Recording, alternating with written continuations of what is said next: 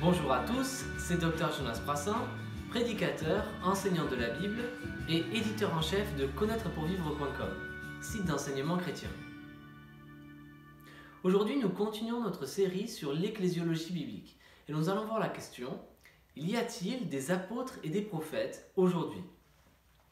Vous n'êtes pas sans savoir que dans les milieux charismatiques et dans beaucoup d'églises, notamment en Afrique, il y a énormément de personnes qui sont autoproclamées apôtres ou prophètes.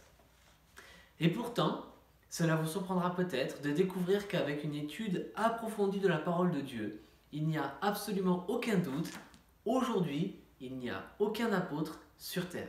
Il n'y a aucun prophète non plus. Alors, pour s'en convaincre, voici ce que la parole de Dieu nous montre. Regardons premièrement dans Éphésiens 2, versets 20 et 21. Il est écrit: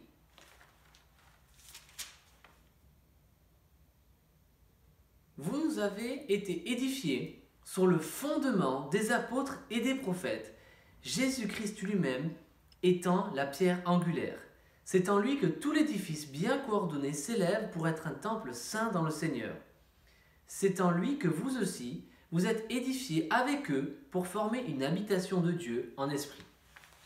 C'est un passage qui parle de l'Église et qui explique que Christ est la pierre angulaire de l'Église. Et il explique aussi que la fondation consiste en les apôtres et les prophètes. Donc, pour résumer, imaginez-vous une maison qui est en train d'être construite. La première chose à faire, c'est d'établir la fondation du bâtiment. Sans la fondation, le bâtiment ne résistera pas aux intempéries. Donc la première chose, c'est la fondation. Et ce texte nous dit que la fondation de l'Église, c'est les apôtres et les prophètes. Alors la question que je vous pose, c'est: combien de fois doit-on établir la fondation d'un bâtiment lorsque l'on le construit?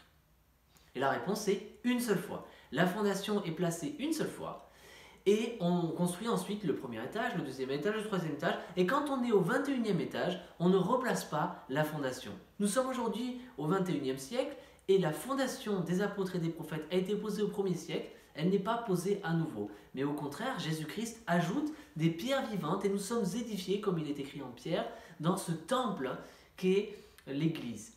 Donc, les apôtres et les prophètes avaient un rôle fondamental, un rôle de fondation de l'Église. Ils ont été donnés à l'Église, Éphésiens 4, 11, au début de l'ère de l'Église, quand l'Église venait de naître. Les apôtres ont été choisis par le Seigneur et les prophètes ont aussi reçu les nouvelles révélations, comme il est écrit dans Éphésiens 3, versets 3 à 5. Les apôtres et les prophètes du Nouveau Testament ont reçu des révélations qui n'étaient pas données aux fils des hommes auparavant. Et ces révélations ont été ensuite placées dans l'Écriture. Dans le Nouveau Testament, elles ont été inspirées et écrites. Et maintenant, nous avons la Bible. Comme il est écrit à la fin de l'Apocalypse, il n'y a rien à ajouter, rien à enlever à la parole de Dieu. Et malheur à celui qui va au-delà de ce qui est écrit. Ce qui est écrit, c'est la parole de Dieu, c'est la Bible. Et nous n'avons rien de nouveau à savoir. Tout est inscrit et la Bible est suffisante pour nous instruire dans tout ce dont nous avons besoin de savoir pour accomplir toute bonne œuvre. 2 Timothée 3, 16 à 17. Toute écriture est inspirée de Dieu et nous permet d'être accomplis pour être équipés pour toute bonne œuvre. Les prophètes et les apôtres avaient de nouvelles révélations. Ces nouvelles révélations ne sont plus nécessaires. Il n'y a donc plus ni apôtres ni prophètes qui ont placé la fondation de l'Église, et cette fondation demeure puisque nous avons jusqu'à aujourd'hui ce Nouveau Testament et cette parole de Dieu. Alors, j'aimerais vous partager 14 marques uniques d'un apôtre. Ça vient d'un livre que je suis en train d'écrire. Et si cela ne vous convainc pas qu'aujourd'hui il n'y a pas d'apôtre, il n'y a point d'apôtre, eh bien je ne sais pas comment vous aider. Alors voici ce que dit la parole de Dieu. Premièrement, pour être un apôtre, il faut être choisi par le Christ. Nous voyons cela, je lirai certains textes, d'autres pas. Dans Actes 1, 2, il est dit: les apôtres choisis par le Seigneur. Jésus-Christ a choisi ses apôtres, en effet. Et maintenant, regardez ça. Dans 1 Corinthiens 15, 8, Paul dit qu'il est le dernier apôtre. 1 Corinthiens 15, 8. Il dit la chose suivante. Alors bien sûr, c'est le passage, c'est le chapitre de la résurrection. Et Paul parle de ceux à qui Jésus-Christ est apparu confirmant ainsi la véracité de la résurrection. Et il dit, après eux tous, donc il a parlé de centaines de témoins oculaires, il m'est apparu à moi aussi, comme un enfant né hors terme ou un avorton. Donc après eux tous, à la fin, littéralement, en dernier, il m'est apparu à moi. Et c'est ici que Jésus-Christ nous dit que Paul était le dernier des apôtres. En effet, je suis le plus petit des apôtres et je ne mérite pas d'être appelé apôtre parce que j'ai persécuté l'Église de Dieu. En dernier, après être apparu aux 12, il est apparu à Paul, le dernier des apôtres. 1 Corinthiens 15, 7 à 9, particulièrement le verset 8. Une autre caractéristique, c'est que les apôtres devaient avoir été avec Christ pendant 3 ans. Alors, on va passer un peu plus de temps sur ce passage. C'est dans Actes chapitre 1. Alors, le contexte, c'est que Judas a trahi le Christ. Il s'est pendu et maintenant, comme il était écrit dans l'Ancien Testament, il cherche quelqu'un pour remplacer l'apôtre qui est décédé, le faux apôtre, Judas. Et voici ce qui est écrit. Donc, ils vont nous dire, les apôtres qui attendaient juste avant la Pentecôte, ce qu'ils cherchaient pour remplacer Judas. Ils vont nous parler des critères de sélection, si vous voulez. Et on va voir si c'est possible que quelqu'un soit un apôtre aujourd'hui.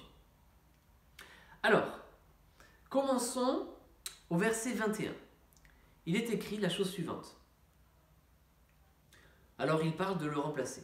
Il est écrit dans le livre des psaumes que sa maison devienne déserte et que personne ne l'habite et qu'un autre prenne sa charge. Voici donc le remplacement. Alors ayant compris ce passage, ils savent qu'il faut trouver un remplaçant à Judas. Et verset 21 nous dit, il faut donc choisir un homme parmi ceux qui nous ont accompagnés tout le temps où le Seigneur a vécu avec nous. Notez bien, il nous faut choisir un homme. Tous les apôtres étaient des hommes. Et ici, il dit que quand quelqu'un devait être appelé à être apôtre, il devait être un homme. Il y a plein de femmes qui disent être des apôtres. C'est impossible. Que les hommes sont éligibles pour être apôtres. On continue. Il dit, nous devons choisir un homme parmi ceux qui nous ont accompagnés tout le temps où Jésus a vécu avec nous. Depuis le baptême de Jean jusqu'au jour où il a été enlevé du milieu de nous. Il nous sera associé comme témoin de sa résurrection. Donc quelqu'un qui avait accompagné les apôtres depuis Jean-Baptiste, le baptême de Jésus, jusqu'à la fin du ministère de Christ, c'est-à-dire tout le ministère public de Christ, pendant plus de 3 ans. Si vous n'avez pas été pendant 3 ans témoin oculaire de Jésus-Christ, qui se fait baptiser par Jean-Baptiste et qui a vécu jusqu'à son ascension, vous n'êtes pas éligible pour être un apôtre. Et évidemment, personne ne peut accomplir ce critère. Mais attention, il y a plus. Il dit, il sera associé comme nous de témoins, il sera le témoin de sa résurrection. 1 Corinthiens 9, 1. C'est la même chose qui est écrit. Je vais le citer aussi. 1 Corinthiens 9, 1. Ne suis-je pas libre? Ne suis-je pas un apôtre? N'ai-je pas vu Jésus-Christ, notre Seigneur? Être un apôtre, ça signifie avoir vu Jésus-Christ. Ne suis-je pas un apôtre, dit Paul? Comment est-ce qu'il le justifie? N'ai-je pas vu le Seigneur? Il sera avec nous témoin de sa résurrection. Quelqu'un qui est un apôtre avait vu Jésus-Christ ressuscité en chair et en os devant. Il l'a rencontré. Et c'est pour cela que Jésus est apparu à Paul à plusieurs reprises. Parce que Paul était le dernier apôtre et il était un apôtre comme un avorton. Pourquoi un avorton? Parce que les apôtres, ils étaient choisis avec Christ quand Christ a vécu et qu'il a été baptisé, etc. Ces choses-là, Paul, il ne l'a pas vécu. C'est pour ça qu'il dit, j'étais le dernier des apôtres comme un avorton, parce qu'il n'a pas vraiment vécu dans l'époque où il fallait. C'est pour cela que Jésus lui est apparu plusieurs fois, comme nous le voyons dans le livre des Actes. Il en témoignera quand il sera devant les différents dirigeants romains. Il dira, le Christ m'est apparu à multiples reprises. Et le Christ lui est apparu dans le désert pendant plusieurs années. Il a appris du Christ. C'est une vidéo. C'est pour une autre vidéo. Quoi qu'il en soit, nous voyons jusqu'à présent être la fondation de l'Église au 1er siècle. Nous voyons être choisis par Christ, donc bien entendu quelqu'un peut dire oui, moi j'ai été choisi par le Christ.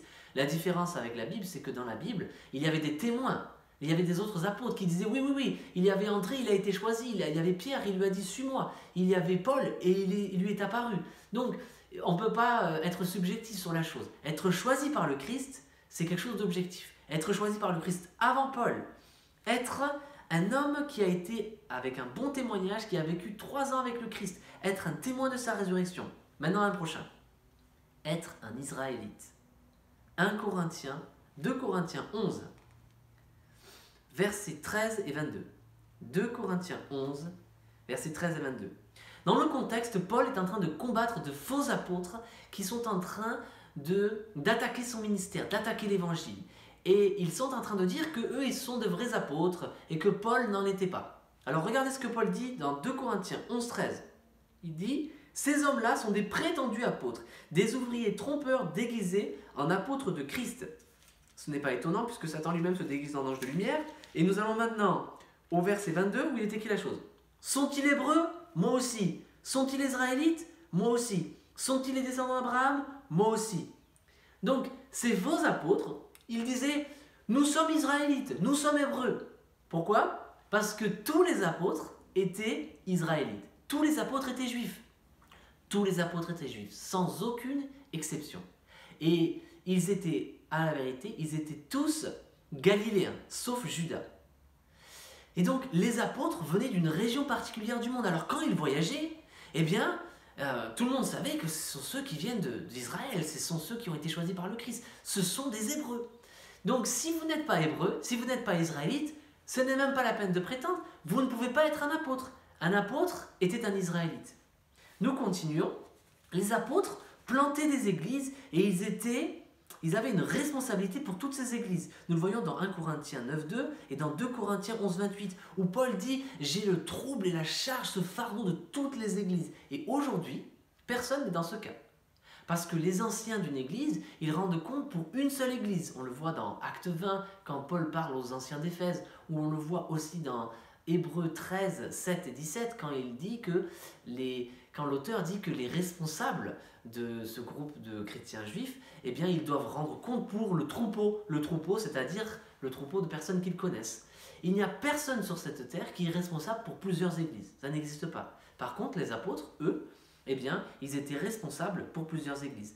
En voici un autre. 2 Corinthiens 12.12. Voilà, 2 Corinthiens 12.12. Regardez ce qui est écrit. Les marques de mon ministère d'apôtre ont été produites au milieu de vous par une persévérance à toute épreuve, par des signes, des prodiges et des miracles. Littéralement, il dit « J'ai tous les miracles d'un vrai apôtre de Jésus-Christ ». C'est la traduction littérale. J'ai tous les miracles, tous les signes miraculeux et les prodiges d'un vrai apôtre de Jésus-Christ. Ce texte demande que les apôtres avaient des caractéristiques et des capacités spirituelles uniques que les autres n'avaient pas. Paul est en train de défendre son apostolat. Et il dit, vous voyez ces gens-là qui disent être apôtres ? Je suis un apôtre. Comment pouvez-vous le savoir ? Parce que j'ai tous les miracles, les signes miraculeux d'un vrai apôtre de Jésus-Christ. Imaginez-vous au 1er siècle, quelqu'un disait, oui, moi je suis un apôtre, il y avait les faux apôtres, il y avait les faux prophètes, les prophètes. Comment est-ce que vous pouviez savoir qui est-ce qui était un messager de Dieu ? Eh bien, vous pouviez le savoir parce que les vrais apôtres, eux, ils faisaient des miracles que personne n'avait jamais vus. C'était incroyable. Les apôtres, ils imposaient les mains et il y avait des guérisons miraculeuses. Il y avait toutes sortes de miracles. Pierre marchait et son ombre. Il y avait des miracles. Paul, il faisait passer un petit vêtement et les gens étaient guéris. Il y avait des choses absolument extraordinaires. Les résurrections ont été faites seulement par les mains des apôtres. Voyez-vous, les apôtres faisaient des miracles que seuls les apôtres pouvaient faire. Parce que ces miracles leur avaient été transférés et transmis et conférés par Jésus-Christ. Aujourd'hui, il y a des charlatans à tire-larigot. Et pourtant, il n'y a aucune résurrection de vérifiable, aucun miracle de guérison du style être guéri du cancer, avoir une jambe en moins qui repousse, avoir jamais vu de sa vie et être tout d'un coup capable de voir de façon extraordinaire, n'avoir jamais parlé. Ces miracles-là, personne n'a pu les confirmer. Bien sûr, les miracles existent et Dieu peut répondre à la prière et faire des miracles de la sorte, mais les miracles par la main des hommes, à la demande, sans jamais faillir, ça n'existe pas. Les gens qui demandent votre argent, qui vont dans un meeting, dans un stade et qui demandent qu'on donne de l'argent pour des guérisons et qui ne guérissent pas tous les gens qui viennent, ce sont des charlatans. Parce que dans la Bible, il est dit, tous venaient à eux et ils étaient guéris. Acte 4, acte 5. C'était pareil pour le Christ. Tous les miracles d'un vrai apôtre de Jésus-Christ. C'est la parole de Dieu. Personne ne fait cela, personne n'est apôtre. Mais il y a plus. Ils transmettaient le Saint-Esprit. Les apôtres transmettaient le Saint-Esprit par l'imposition des mains. Acte 8, 18 à 19. Acte 19, 6, où il y a Paul qui transmet le Saint-Esprit par l'imposition des mains sur les disciples de Jean-Baptiste qui étaient à Éphèse. Ils reçoivent le Saint-Esprit et ils parlent en langue. Ils transmettaient aussi, les apôtres, des dons spirituels par l'imposition des mains. Il est écrit dans 2 Timothée 1,6 la chose suivante. Lisons-le, puisque c'est quelque chose qui est très peu connu. Dans 2 Timothée 1,6, Paul dit la chose suivante à Timothée. Il lui dit « C'est pourquoi je te le rappelle, ranime la flamme du don de Dieu que tu as reçu lorsque j'ai posé mes mains sur toi. » Il a reçu un charisme dans le grec. Il a reçu un don spirituel par l'imposition des mains. Et la même chose est écrite en Romains 1,11. Dans Romains 1,11, Paul dit aux chrétiens de l'église de Rome que s'ils venaient, il pourrait leur donner des dons spirituels, quelque chose que personne ne peut faire aujourd'hui. Il est écrit « Je désire en effet vous voir pour vous communiquer un don spirituel afin que vous soyez affermis. » Vous voyez, les apôtres avaient la capacité de transmettre des dons spirituels. C'est pour cela que dans Acte 6, quand les 7 évangélistes sont choisis par les apôtres, ils leur imposent les mains et après, au chapitre 7 et 8, on voit Étienne et Philippe qui sont parmi les 7 qui ont été choisis faire des miracles parce qu'ils ont reçu l'imposition des mains et ils ont reçu des dons miraculeux par l'intermédiaire des apôtres. On continue, la 11e marque d'un apôtre qui n'est pas répétable aujourd'hui, c'est faire des signes miraculeux et des souffrances, avoir enduré des souffrances dans leur ministère, des souffrances qui n'étaient pas du tout faciles à supporter et des choses que d'autres personnes n'ont simplement pas vécues. Alors, 2 Corinthiens 11, verset 23 et suivant. 2 Corinthiens 11, verset 23 et suivant. Je vais un petit peu sauter des versets. Mais il est dit, sont-ils hébreux? Moi aussi, sont-ils israélites, etc. Donc il défend son apostolat et il dit au verset 23, sont-ils serviteurs de Christ? Je parle comme un fou, je le suis plus encore. J'ai bien plus connu les travaux pénibles, infiniment plus de coups, bien plus encore les emprisonnements. J'ai souvent été en danger de mort. 5 fois j'ai reçu des Juifs les 40 coups moins 1. Et il continue toutes ces souffrances qu'il a vécues pour le Christ. Et au chapitre 12 et verset 12, il parle donc de la persévérance à toute épreuve. Alors vous me direz, oui mais ça existe, mais pas dans la même mesure. Regardez ce que les apôtres ont vécu dans l'histoire de l'Église et vous serez étonnés par les souffrances exceptionnelles qu'ils ont endurées. Ensuite, le martyr. Tous les apôtres sont morts martyrs à l'exception de Jean. 1 Corinthiens 4,9. Regardez, vous tous qui voulez, certains d'entre vous, vous dire être des apôtres. Sachez qu'un apôtre était qualifié de la chose suivante. En effet, il me semble que Dieu a fait de nous apôtres les derniers des hommes, des condamnés à mort en quelque sorte, puisque nous avons été donnés en spectacle au monde, aux anges et aux hommes. Et dans Marc 10,39, il y a un autre passage qui nous prouve que les apôtres étaient destinés aux martyrs. Marc 10,39. Marc 10,39. Regardez. Jésus leur répondit, « Vous boirez en effet la coupe que je vais boire. » Il parle aux apôtres. « Et vous serez baptisés du baptême dont je vais être baptisé. » Donc les apôtres, ils allaient mourir comme le Christ. Et beaucoup d'entre eux ont été crucifiés. Pierre a été crucifié, la tête en bas. Ils ont été tués dans des circonstances atroces. Et le martyr les attendait. Ils ont établi la fondation de l'Église dans le sang. Ce sont les apôtres de Jésus-Christ. Vous voyez, se faire appeler apôtre de Jésus-Christ, c'est vraiment une offense à Dieu parce que les apôtres, ils ont donné leur vie, ils ont souffert, ils sont morts pour nous. Et personne n'a reçu la dignité et la gloire qu'ils ont reçue. Et vous allez le voir avec les 2 dernières marques. Les apôtres ont reçu la promesse de régner sur Israël pendant le millénium. Dans Luc 22, 29 à 30 et Matthieu 19, 28, Dieu dit aux apôtres que les 12 apôtres vont régner sur Israël. C'est quelque chose qui n'est pas donné à tout le monde. Simplement les apôtres du Christ. Et la dernière marque exceptionnelle des apôtres, qui nous montre qu'il n'y a pas d'autres apôtres et que leur nombre était précis. Et il n'était pas de l'intention de Dieu de le faire grandir. 12 apôtres, l'avorton Paul, nés en dehors du temps de la naissance des apôtres, comme un avorton, et les 12 apôtres avec un rôle unique. Regardez Apocalypse, pour finir, 21, 14. Apocalypse 21, 14.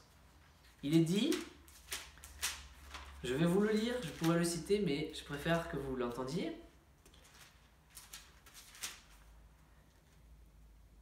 Il est question de la Nouvelle Jérusalem. La muraille de la ville avait 12 fondations qui portaient les noms des 12 apôtres de l'agneau. La fondation de l'Église, c'est les apôtres et les prophètes. Et la fondation de la Nouvelle Jérusalem aura pour toujours par honneur les noms des 12 apôtres de l'agneau. Aujourd'hui, il n'y a plus aucun apôtre. Quiconque se fait appeler apôtre est soit un faux apôtre qui se déguise pour tromper des foules, ou soit quelqu'un qui malheureusement, comme ceux qui se font appeler prophètes, est dans une grande séduction. La personne ne se rend pas compte. Mais rendez-vous compte, les apôtres et les prophètes ne sont plus aujourd'hui ici. Et leur rôle était glorieux, exceptionnel. Il y a toujours le don de prophétie aujourd'hui, mais ce n'est pas une prophétie révélatoire. C'est une prophétie qui littéralement, ça signifie parler en public. Donc c'est prêcher la parole. Mais les nouvelles révélations aujourd'hui, c'est terminé. La Bible nous est donnée et elle est suffisante. Elle est suffisante pour la foi. Comment croiront-ils s'ils n'ont pas entendu la parole de Christ? Romains 10, 14 à 17. La foi vient de la parole de Dieu. Et cette parole, nous l'avons. Cette parole nous est suffisante. Et cette parole nous a été donnée par le sang des apôtres et des prophètes. Oh, quelle grâce Dieu nous fait. Et combien pouvons-nous être reconnaissants et apprécier le ministère des apôtres? Beaucoup n'apprécient pas le ministère des apôtres, et j'ai bien peur que c'est en grande partie dû au fait que les catholiques ont parlé des papes et des apôtres d'une manière qui n'était pas biblique. Et aujourd'hui, nous n'apprécions pas les apôtres comme nous devrions le faire. Il est dit apprécier les pasteurs pour le travail qu'ils font pour vous. À combien plus forte raison devons-nous apprécier les apôtres et les prophètes qui nous ont tant donné. Merci d'avoir suivi cette vidéo. N'hésitez pas à vous abonner à notre chaîne sur Connaître pour Vivre sur YouTube. Activez les notifications, donnez-nous un j'aime, partagez, mettez un commentaire. Je vous encourage à devenir membre de Disciples de Jésus, notre groupe sur Facebook, à visiter connaîtrepourvivre.com. Vous trouverez des centaines de ressources spirituelles pour connaître Dieu et sa parole pour vivre à sa gloire. Alléluia, gloire au Seigneur, merci pour ses apôtres. Amen.